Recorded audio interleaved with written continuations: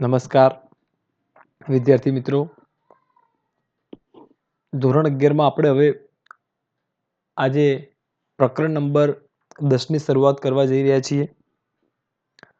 પ્રકરણ તમારું જે છે બજેટ નામ તમે બધાએ સાંભળ્યું હશે, જેને આપણે ગુજરાતીમાં અંદાજપત્ર કહીએ છીએ. અંદાજ પત્ર. શાનો અંદાજ? તો અહીં આપણે આવક અને ખર્ચના અંદાજની વાત છે. રાઈટ? કારણ કે જેના આધારે આપણો દેશ, હવે બજેટ શબ્દ કેવો શબ્દ છે કે જેટલું આજે આપણે નાનામાં નાનું મેનેજમેન્ટ આપણા ઘરની વાત કરીએ ત્યાંથી શરૂઆત થાય છે. તો અંદાજપત્ર તો ગૃહિણી પણ તૈયાર કરે જ છે. આપણે ઘરમાં જેટલી આવક હોય એના સંદર્ભમાં અંદાજ મૂકીને આપણે ખર્ચ કરવા માટે ટેવાયેલા છીએ. રાઈટ? તો ઘરમાં જે ગૃહિણી છે, જેટલી આવક ફાધર આપે છે એના સંદર્ભમાં કઈ રીતે ખર્ચ કરવો, તો એના મગજમાં ભલે ચોપડે લખેલું ના હોય પણ મગજમાં તો પત્રક હોય જ છે. તમે કોઈ ધંધાની શરૂઆત કરો છો, કેટલી આવક થશે, કેટલા ખર્ચા થશે, એનો અંદાજ હોય છે. તો એ જ વસ્તુની અહીંયા વાત છે. અને શા માટે જરૂરી છે? જ્યારે આપણે વાત કરતા હોઈએ આપણા અર્થતંત્રની, એમાં આપણું અર્થતંત્ર એટલે મિશ્ર અર્થતંત્ર. એમાં ભારતમાં રાજ્યની આર્થિક પ્રવૃત્તિ એ અગત્યનું બહુ જ સ્થાન ધરાવે છે. જેટલી પણ આર્થિક પ્રવૃત્તિઓ જે થાય છે,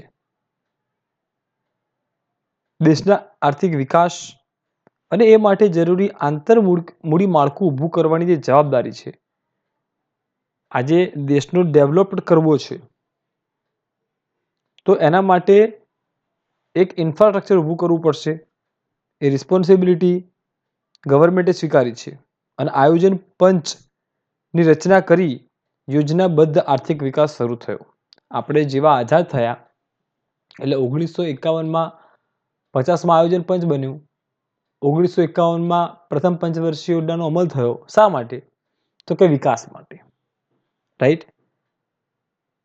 આજના આર્થિક યુગમાં નાણાં આધારિત અર્થતંત્રમાં કોઈ પ્રવૃત્તિ એવી નથી કે જેનું ખર્ચ ન હોય. છે કોઈ એવી પ્રવૃત્તિ, આર્થિક પ્રવૃત્તિ કે જેમાં ખર્ચ જ ના હોય? એક વ્યક્તિ જે નથી ચૂકવતી તે બીજી કોઈ વ્યક્તિ ચૂકવે છે. અર્થતંત્રમાં આ પ્રવૃત્તિ ચાલવાની જ છે. એટલે રાજ્ય પણ આર્થિક પ્રવૃત્તિ કરે તો ડેફિનેટલી ખર્ચ તો હોય જ. આજે સરકાર એવું વિચારે છે કે મારે રોડ બનાવવા છે, રસ્તા બનાવવા છે, વીજળી છે, પાણી છે, સિંચાઈની સગવડો વધારી આપી છે, વાહન વ્યવહાર, સંદેશા વ્યવહાર, આજે કોઈ પણ સુવિધા જ્યારે વિકસાવવાની વાત આવે છે તો ડેફિનેટલી ખર્ચ તો કરવું પડે. અને એમને પણ ખબર છે કે ખર્ચ થવાનું છે. હવે પ્રશ્ન એ આવે કે કેટલો ખર્ચ થવાનો છે એનો અંદાજ આપણને મળ્યો. પણ એ ખર્ચને પહોંચી વળવા શું જોઈએ? આવક તો જોશે ને. આપણી પાસે એટલું ફંડ હશે, આપણી પાસે એટલી મૂડી હશે, આપણા કુટુંબની વાત કરો, આપણા ઘરની વાત કરો કે આપણે કોઈ વસ્તુ પાછળ ખર્ચ કરવો છે, આપણને આપણી આવકની મર્યાદા ખબર છે, તો એના સંદર્ભમાં જ ખર્ચ કરવો પડે કે નહીં? એટલે સરકાર પણ ખર્ચને પહોંચી વળવા માટે આવકના જે પણ કંઈ પ્રાપ્તિ સાધનો છે, આવક મેળવવાના પ્રયત્ન કરશે. અને કરવા જ પડે, કારણ કે આવક જ્યાં સુધી નહીં ક્રિએટ થાય ત્યાં સુધી તમે એક ખર્ચને પહોંચી વળવાના નથી. રાઈટ? લોકશાહી દેશોમાં સરકાર કોઈ પણ કામ એ પ્રજાના ચૂંટેલા પ્રતિનિધિઓની મંજૂરી વગર કરી શકતી નથી. લોકશાહી છે ભાઈ. કોઈ પણ આજે ચૂંટાઈને જ્યારે આવે છે સરકાર, કોઈ પણ કામ એના જે પ્રતિનિધિ જે ચૂંટેલા હોય છે એની મંજૂરી જોઈએ. માટે આવક મેળવવા અને ખર્ચ કરવા માટે પણ એની મંજૂરી લેવી પડે. પ્રતિનિધિનું કામ જ એ છે ને. પ્રજાના પ્રતિનિધિઓની સભા એટલે સંસદ. સંસદના અંદર જ્યારે તમે ફેબ્રુઆરી મહિનામાં જુઓ છો કે બજેટ બહાર પડ્યું, એજ્યુકેશનનું, રેલવેનું બજેટ, આરોગ્યને લગતું કેટલું બજેટ આપ્યું સરકારે, એ જેટલું બજેટ એની પાસે ફાળવશે એટલું એની પાસે ખર્ચ કરી શકશે. સામે એ બી વિચારશે કે રેલવેમાં બજેટ ફાળવ્યું તો રેલવેમાંથી કેટલી આવક મળે એમ છે, કેટલી મળે છે, એની આવક કેટલી અલગ અલગ ક્ષેત્રોમાંથી. સરકારે પણ આ સંસદ પાસે ખર્ચ અને આવક માટે મંજૂરી મેળવવા જવું પડે છે. સરકારે ક્યાં જવું પડે? સરકાર આજે સમજો ગુજરાત ગવર્મેન્ટે ગુજરાતના અંદર ડેવલપમેન્ટ કરવો છે તો એને આજે જે તે દરેક સરકારે એ સંસદમાં જવું પડશે અને પોતાની જે જરૂરિયાત છે એની એક અહેવાલ તૈયાર કરવો પડશે કે ભાઈ અમારે આ ખર્ચ કરવો પડે એવો જ છે અને અમારે આટલી આવક ઊભી થાય એવી છે. એના માટે મંજૂરી મેળવવી પડે. એમને એમ કહી તમે બજેટ બહાર ના પાડી શકો સંસદની મંજૂરી વગર. આવનારા વર્ષ માટે સરકાર જાહેર ખર્ચ તથા આવક મેળવવા માટે સંસદ સમક્ષ જે અંદાજો મૂકે એને અંદાજપત્ર કહેવાય. કે ભાઈ સરકાર શું કહેશે કે જો આવનારા સમયગાળા માટે હવે અમારા આટલા પ્રોજેક્ટ છે, અમે આટલા પ્રજાના વિકાસના કામ કરવાના છીએ, બરાબર છે, આ અમારી નીતિ છે, તો અમને એના માટે આટલું ફંડ જોઈએ છે, આટલો અમારું બજેટ છે અને અમે અલગ અલગ પ્રાપ્તિ સાધનો દ્વારા આ રીતે આવક મેળવવાના છીએ. તો આવક અને ખર્ચનું એ બજેટ તૈયાર કરે છે અને સંસદમાં રજૂ કરે છે. બરાબર છે. એટલે ખર્ચ તથા આવક મેળવવા માટે એ સંસદ સમક્ષ જે અંદાજો મૂકે એને અંદાજપત્ર કહેવાય. અંદાજપત્ર કોને કહેવાય એ તો ખબર પડી કે આપણે આવક અને ખર્ચનું એક પત્રક તૈયાર કર્યું કે એની જરૂરિયાત છે, પણ અંદાજપત્ર પણ વ્યાજબી હોવું જોઈએ તો પાસ થાય ને. અંદાજપત્ર બી એમને તો કંઈ પાસ થવાનું નથી. તમે મૂક્યું એટલે પાસ થઈ ગયું તો હોય નહીં. નકર દરેક લોકો પછી શું કરે, દરેક જે મંત્રી હોય પોતાનું ઊંચું બજેટ લઈને જ આવે. પણ એ બજેટ, એ રૂપિયાનો ઉપયોગ ક્યાં થયો, કઈ રીતે થયો, એ બધું જોવાતું હોય છે. સમજો તમે એનો ઉપયોગ કેવી રીતે કરો છો એ સૌથી મહત્વનું છે. તમે પ્લાન તમારે બતાવવો પડશે કે ભાઈ અમે આ રૂપિયાને આ રીતે વાપરવાના છીએ, અમારી પાસે એક્શન પ્લાન છે, બ્લુ પ્રિન્ટ એની હોવી જોઈએ. જો એ સરકારને યોગ્ય લાગે, વેલિડ, સરકારને જે સંસદને જેટલું વેલિડ લાગશે કે એટલું આપવું જોઈએ તો એટલું આપશે. તમારી ગણતરી 500 કરોડની હોય તો 300 કરોડ પાસ થાય, બની શકે છે. અને પૂરેપૂરા પાસ થઈ જાય બજેટ, બની શકે છે એવું. ભારતમાં સત્તાની જે વહેંચણી છે ને 3 સ્તરવાળી છે આપણા દેશમાં. સેન્ટ્રલ, સ્ટેટ એન્ડ જે તમે કહો સ્થાનિક કક્ષા, તમારું જે ગ્રામ પંચાયત, જિલ્લા પંચાયત, એની સંસ્થાઓ, મ્યુનિસિપાલિટી હોય, આ ત્રણેય સત્તાઓ એ અલગ અલગ પ્રવૃત્તિઓ પાછળ ખર્ચ પણ કરે છે. કેન્દ્રને લગતું કામ હોય તો કેન્દ્ર સરકાર કરે છે.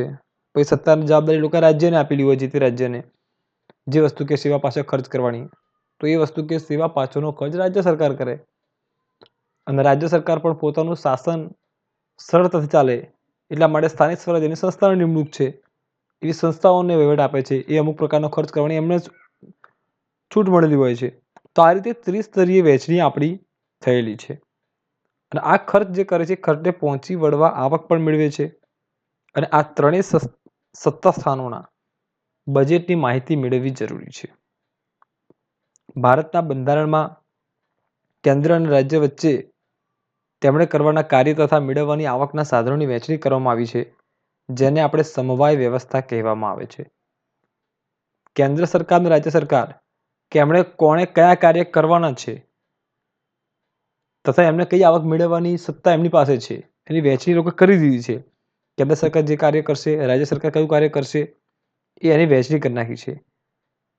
એને આપણે શું કહીએ છીએ? સમવાય વ્યવસ્થા. રાઈટ. બંધારણમાં સમવાય વ્યવસ્થા એ કેન્દ્ર, રાજ્ય તથા સ્થાનિક સ્વરાજ્યની સંસ્થાઓને કરવાના કામ તથા એના આર્થિક સાધનો ફાળવાયા છે. તેમાં કેન્દ્ર સરકારે કયું કાર્ય કરવાનું છે, રાજ્ય સરકારે કયું કાર્ય કરવાનું છે અને સ્થાનિક સરકારે કયું કાર્ય કરવાનું છે, એ જણાવેલું જ છે એમાં. કારણ કે આજે જો તમે આજે ત્રિસ્તરીય માળખું ના હોય તો પછી દરેકે દરેક જવાબદારી સેન્ટ્રલ ગવર્મેન્ટની થાય તો પછી એનો અમલ જ્યારે થવાની વાત આવે છે એ થોડો વિલંબ થઈ શકે છે આપણા મોટા દેશમાં. એટલે સરકારે શું કર્યું, સેન્ટ્રલ ગવર્મેન્ટની નીચે રાજ્ય સરકાર આપી અને રાજ્ય સરકારમાં જે તે મુખ્યમંત્રીને જવાબદારી સોંપી દીધી. ત્યાર પછી એની નીચે શહેર મ્યુનિસિપાલિટી, ગ્રામ્ય વિસ્તારમાં ગ્રામ પંચાયત સત્તા, સ્થાનિક સ્વરાજ્યની સંસ્થાઓ સ્થાપવામાં આવી કે જે પોતાની જરૂરિયાતો અને એની સત્તા અને એનું કાર્ય નક્કી કરવામાં આવ્યા કે સ્થાનિક સ્વરાજ્યની સંસ્થા છે તો એને કયા કાર્ય કરવાના, રાજ્ય સરકાર છે તો એને કયા કાર્ય કરવાના, કેન્દ્ર સરકારે કયા કાર્ય કરવાના, એ કયા કયા પ્રકારની આવક મેળવી એની સત્તાની કોની પાસે છે એ પણ નક્કી કરી દેવામાં આવ્યું.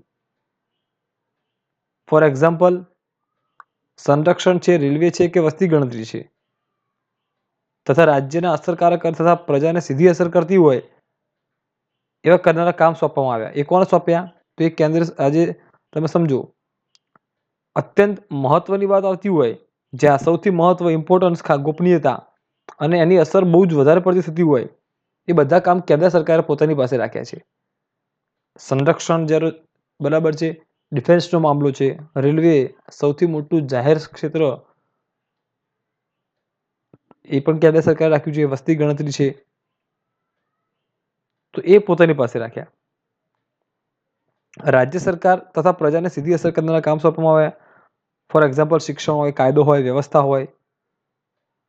જ્યારે સ્થાનિક સ્વરાજ્યની સંસ્થા જે છે એને સ્થાનિક એટલે પોતાના સ્થાન પૂરતી જે પ્રાથમિક સેવાઓ આપવામાં આવી, સ્ટ્રીટ લાઇટની વ્યવસ્થા કરવી, સફાઈ, ત્યાં પાણીની સુવિધાઓ ગામના અંદર, શહેરના અંદર પાણીની સુવિધા ના હોય તો એ સુવિધા ઉપલબ્ધ કરાવી, લાઇટ, દીવાબત્તીની સુવિધા ઉપલબ્ધ કરાવી, ગટર, ડ્રેનેજ એટલે ગટર વ્યવસ્થા એ ના હોય તો એ કામ જોવા.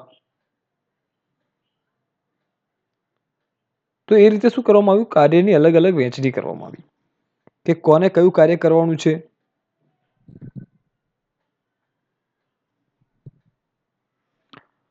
ઓકે,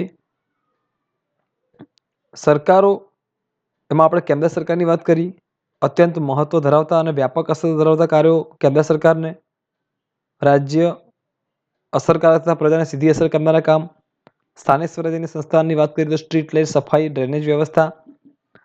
સરકારો અને સંસ્થાઓ પોતાને સોંપવામાં આવેલા કાર્ય કરવા માટે શું કરવાની છે ખર્ચ. હવે આજે સમજો કે જે તે કેન્દ્ર સરકારને કામ સોંપ્યું, રાજ્ય સરકારને કામ સોંપ્યું અને સ્થાનિક સ્વરાજ્યની સંસ્થાઓને કામ સોંપવામાં આવ્યું. હવે કામ જે કરવા માંગે, જે રસ્તા બનાવવા છે કે સ્ટ્રીટ લાઇટ છે કે કાયદો વ્યવસ્થા જાળવવો છે કે રેલવેનો વિકાસ કરવો છે, તો એ બધાને કામ કરવા માટે, એ સોંપાયેલા કામને પૂરેપૂરો ન્યાય આપવા માટે એમણે શું કરવું પડે, ખર્ચ કરવો પડે કે નહીં.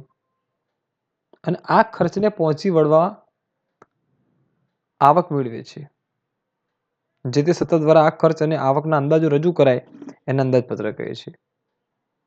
પહેલા ખર્ચનો અંદાજ મેળવ્યો અને પછી એ ખર્ચને પહોંચી વળવા માટે આવક ક્યાંથી મળી શકે છે એ આવક મેળવશે અને એ જે ખર્ચ અને આવકના જે અંદાજો જે તે સત્તા રજૂ કરે એને અંદાજપત્ર તરીકે ઓળખવામાં આવે છે. રાઈટ? ઓકે, તો આપણે વાત કરીએ હવે અંદાજપત્રનો અર્થ. સરકાર દ્વારા આવનારા નાણાકીય, હવે જો બીજી વસ્તુ, આવનારા શબ્દો પર ફોકસ એટલા માટે છે કે અંદાજપત્ર હંમેશા કેવું હોય, એનું નામ જ અંદાજ છે, તો એ આવનારા સમયગાળા માટેનું હોય, એ ભવિષ્યનું હોય, એ વર્તમાનમાં બનાવવાનું હોય. એટલે કહે છે કે સરકાર દ્વારા આવનારા નાણાકીય વર્ષ માટે રજૂ કરવામાં આવનાર ખર્ચ અને આવકના અંદાજોના હિસાબપત્રને ખબર પડી. સરકાર દ્વારા આવનારા નાણાકીય વર્ષ માટે, કે જે વર્ષ હવે આવવાનું છે ભવિષ્યમાં, તો એના માટે તમારે કયા ખર્ચ કરવા પડશે, કેટલી આવક થશે, એનો અંદાજનું જે તમે હિસાબી પત્રક બનાવ્યું છે એ હિસાબી પત્રકને જ અંદાજપત્રક કહે છે. રાઈટ? આમ અંદાજપત્ર એ આવનારા વર્ષના આવક અને ખર્ચના અંદાજિત હિસાબો દર્શાવે છે. તમે અંદાજપત્ર વાંચો તો તમને ખબર પડે કે સરકાર આવનારા વર્ષોમાં જે તે સેવાઓ પાછળ કેટલો ખર્ચ કરવાની છે, એ કેટલી આવક મેળવવાની એની શક્યતાઓ છે. એટલે આવક અને ખર્ચના એક હિસાબ દર્શાવતું એક પત્રક જે આવનારા નાણાકીય વર્ષ માટે સરકાર નક્કી કરે છે એને અંદાજપત્ર તરીકે ઓળખવામાં આવે છે. તો એમાંથી અંદાજપત્રના અર્થ જે આપણને આપ્યો એમાંથી ઘણી બધી બાબતો આપણને જાણવા મળે છે, એટલે કે જે ફલિત થાય છે. પહેલું કહે છે કે અંદાજપત્ર ખર્ચ અને આવકના અંદાજિત આંકડા આપે છે. એટલે કે વ્યાખ્યામાં લખ્યું છે આવનારા નાણાકીય વર્ષ માટે. એનો મતલબ એ થયો કે તમને જે આંકડા મળ્યા, રાઈટ, એ આંકડા કેવા મળ્યા? એ આંકડા મળ્યા અંદાજિત. એટલે કે જે આવક અને ખર્ચના જે આંકડા છે ને, અંદાજિત આંકડા, ચોક્કસ નથી હોતા. ચોક્કસ તો તમે કહી શકો આટલા જ થશે, ના કહી શકાય ને. આવનારા વર્ષ માટે છે એટલે વધારે થઈ જાય, ઓછા થઈ જાય, તો એ અંદાજિત આંકડા આપે છે. બીજું, તે આવનારા નાણાકીય વર્ષના સંદર્ભે જ રજૂ થાય છે, માટે આ અંદાજો ચોક્કસ સમયગાળા માટે છે એમ કહી શકાય. એટલે કોઈ એક વર્ષની જ વાત છે. અહીંયા દર વર્ષે નવું બજેટ બનશે, પાછું આવનારા વર્ષના નવા અંદાજો મૂકવામાં આવશે ફેરફાર સાથે. એટલે કે એ આવનારા નાણાકીય વર્ષના સંદર્ભમાં જ હોય છે, જે તે વર્ષ પૂરતા લિમિટેડ. એ અંદાજ છે ને, એ માત્ર એ ચોક્કસ વર્ષ માટેનો માંડ્યો, કે 10 વર્ષ માટેનો અંદાજ નથી.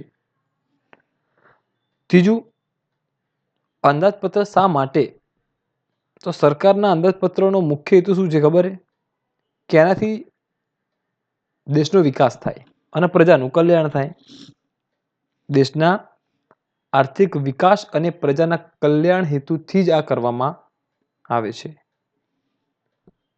ત્યાર પછી દરેક સરકારે પોતાના અંદાજપત્રને અમલમાં મૂકતા પહેલા, કોઈ બી સરકાર હોય એને પોતાનું અંદાજપત્ર જ્યારે અમલમાં મૂકશે ત્યારે લોકસભા, વિધાનસભા અને સ્થાનિક સભા, પોતાના સ્થાનની સ્થાનિક સભા, રાજ્યની વિધાનસભા અને જે લોકસભા છે એની મંજૂરી લેવી પડશે. અને અંદાજપત્ર સામાન્ય રીતે કેન્દ્ર કે રાજ્ય સરકારના નાણામંત્રી રજૂ કરે છે. આ તમારા માટે પણ જાણવું જરૂરી છે કે અંદાજપત્ર રજૂ કોણ કરે? તો કેન્દ્ર કે રાજ્ય સરકારનો જે નાણામંત્રી હોય, એ નાણામંત્રી એ અંદાજપત્ર રજૂ કરે છે.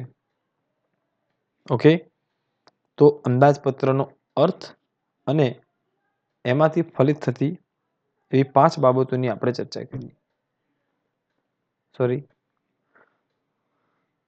એના 4 ઉદ્દેશો છે. અંદાજપત્રના ઉદ્દેશો આપણને 4 આપે છે.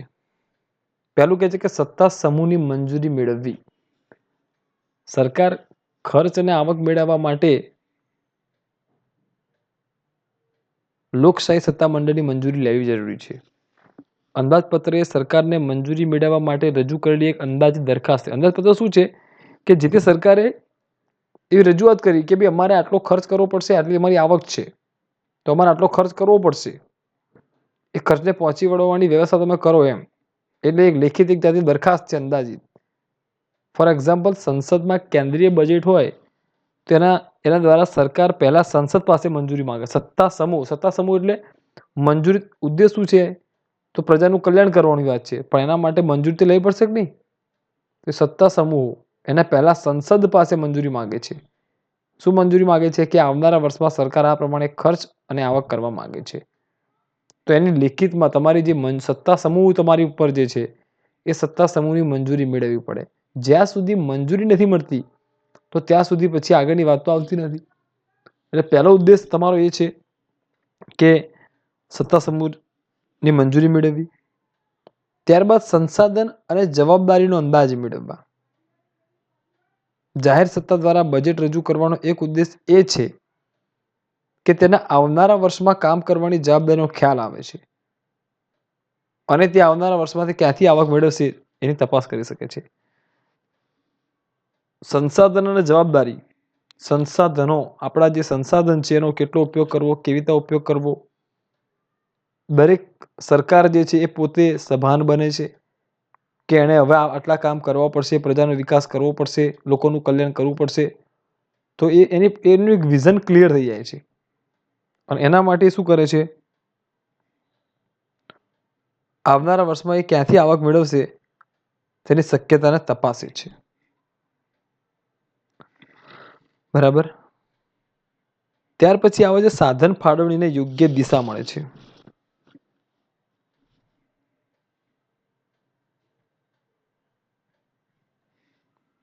સાધન ફાળવણીને યોગ્ય દિશા.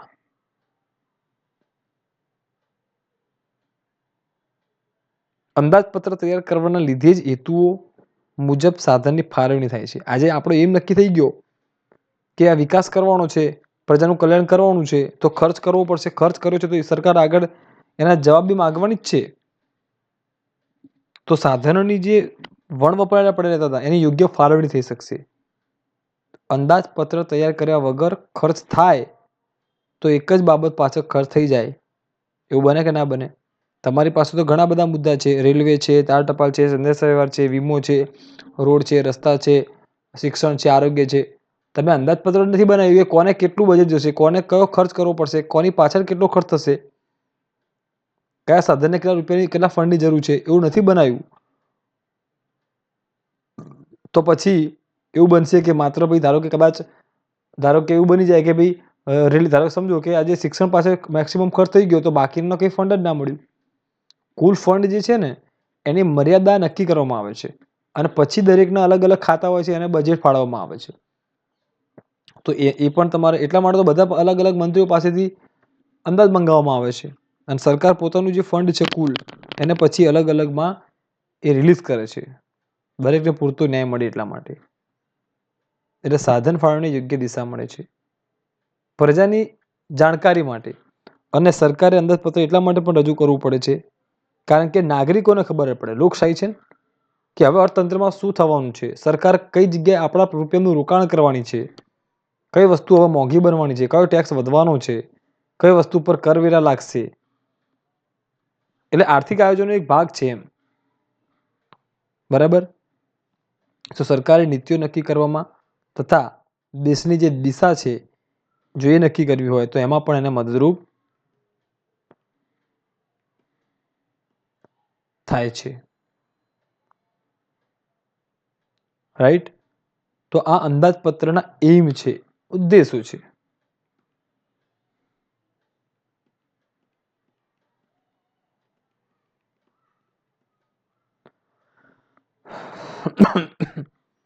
બરાબર. તો અંદાજપત્રના ઉદ્દેશો અને આપણે વાત કરી. અંદાજપત્ર કેમ તૈયાર કરવું પડે તો એ સમજો પ્રજાનું બી ઇમ્પોર્ટન્ટ. આજે તમે એમ કહો છો કે સરકાર આટલા રૂપિયા વાપરે છે, ખર્ચ કરે છે, પણ એ પૈસા આયા ક્યાંથી? કોના પૈસા છે? તો મૂળ પ્રજાના જ. આપણે જે એક કે બીજી રીતે જે પ્રત્યક્ષ અથવા પરોક્ષ રીતે જે વેરો ભરીએ છીએ, રાઈટ, એ વેરાની જ વાત છે.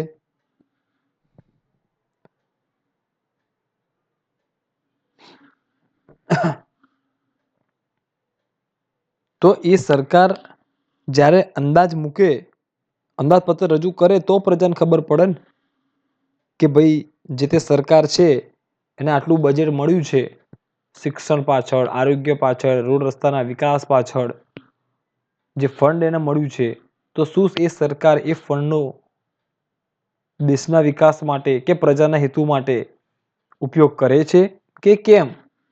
એટલા માટે પણ એને પ્રજાની જાણકારી માટે પણ રજૂ કરવું પડે છે.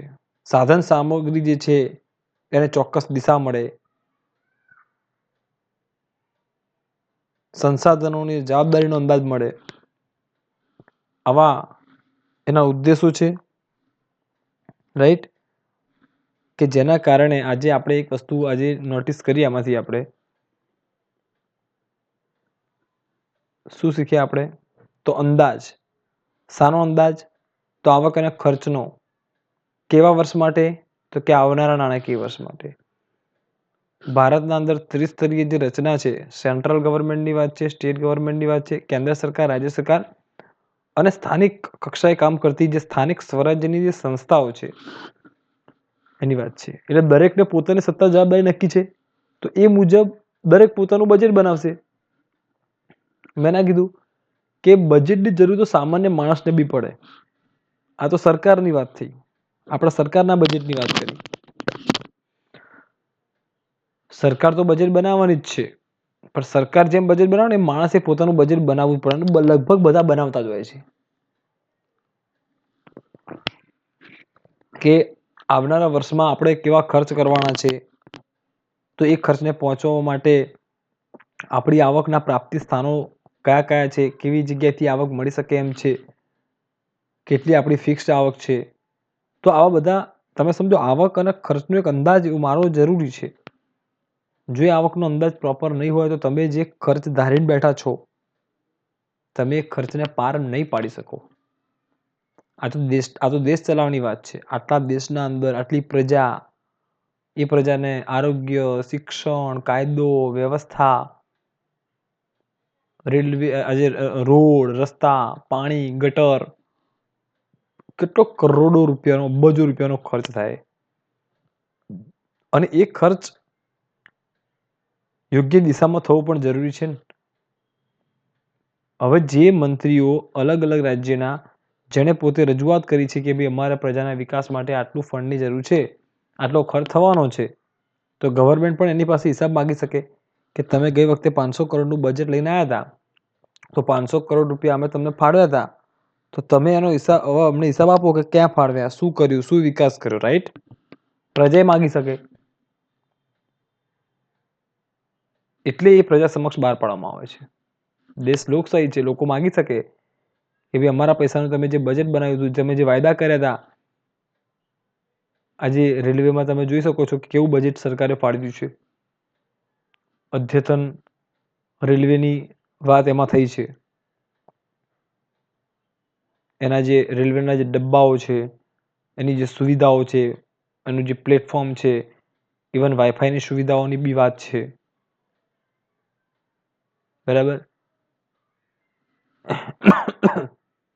તો આ બધી સુવિધાઓમાં હવે વ્યાપ વધતો જોવા મળશે, કારણ કે સરકારે બજેટમાં એનો ઉલ્લેખ કર્યો હતો, તો ડેફિનેટલી એનો વિકાસ થવો જોઈએ અને થશે બી ખરો. બરાબર? આપણે પણ મેટ્રો સિટીમાં આવીએ છીએ, અમદાવાદ. તો અમદાવાદ જે મેટ્રો સિટી છે, તો એના સંદર્ભમાં જે બજેટ રજૂ થાય, તમે જોઈ શકો છો કે હવે કેવું કામ મેટ્રો સિટીનું કામ ચાલે છે. મેટ્રો ટ્રેનનો પ્રોજેક્ટ સરકાર એની પાસે ફંડ, સરકારને બી ખબર છે ને કે એમાંથી કેટલી આવક ઉદ્ભવશે, બધું પ્લાનિંગ હોય પ્રોપર, ત્યારે સરકાર આટલું ઇન્વેસ્ટમેન્ટ કરતી હોય. તમને એમ થાય કે આટલો કરોડો રૂપિયાનો ખર્ચો,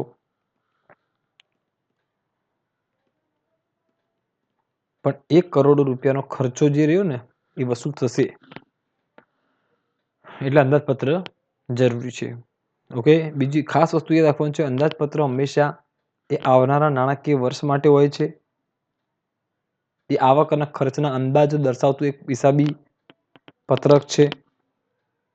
એમાં જે પણ કે આંકડાઓ છે ખર્ચના કે આવકના, એ હંમેશા અંદાજ, એનું નામ અંદાજિતનો મતલબ એવો થાય, નોટ, એ ફિક્સ નથી. હા, થોડું વેરિયેબલ હોઈ શકે, પણ ઘણું બધું વેરિએશન બી ના આવવું જોઈએ. પછી બીજું કે તમે જ્યારે મંજૂરી લેવા જાઓ છો, તમારા સ્ટેટ ગવર્મેન્ટની વાત કરીએ, સ્ટેટ ગવર્મેન્ટના અંદર સમજો કે આપણે સેન્ટ્રલના અંદર આજે સરકાર નક્કી કરે છે કે ભાઈ રેલવેને, તો આરોગ્યને, સરકાર સૌથી વધારે બજેટ કોની પાસે ખર્ચે ખબર તમને? આરોગ્ય અને શિક્ષણ પાછળ. કે દેશનો જે લોકો છે એનું જીવન ધોરણ સુધરે, સાક્ષરતાનો દર વધે,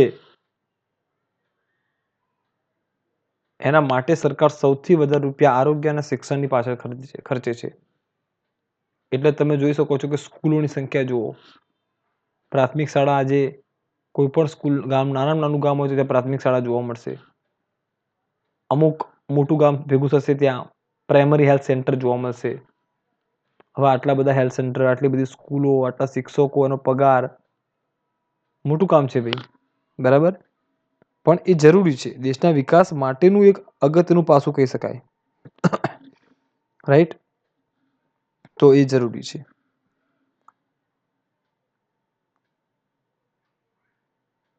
તો એ સંદર્ભની આપણે અહીંયા વાત કરી. ઓકે? તો અંદાજપત્રનો અર્થ તમારે તૈયાર કરવાનો થાય છે, અને એમાંથી ફલિત થતી બાબતો અને એના ઉદ્દેશો, આ 4 ઉદ્દેશો. તો તમે એનો અર્થ અને ઉદ્દેશો, તમે જે બુક બનાવી, તમારો જે ચોપડો બનાવ્યો છે, એ ચોપડામાં તમારે લખવાનું છે શું? તો અંદાજપત્રનો અર્થ અને અંદાજપત્રના જે ઉદ્દેશો, ખાસ કરીને તો આ બે વસ્તુ તમારા મેઇન ટોપિક છે. અર્થ અને ઉદ્દેશો આટલું લખી નાખજો, બીજું કશું લખવાની જરૂર નથી. અર્થ અને ઉદ્દેશો. Okay, thank you. જય અંબે.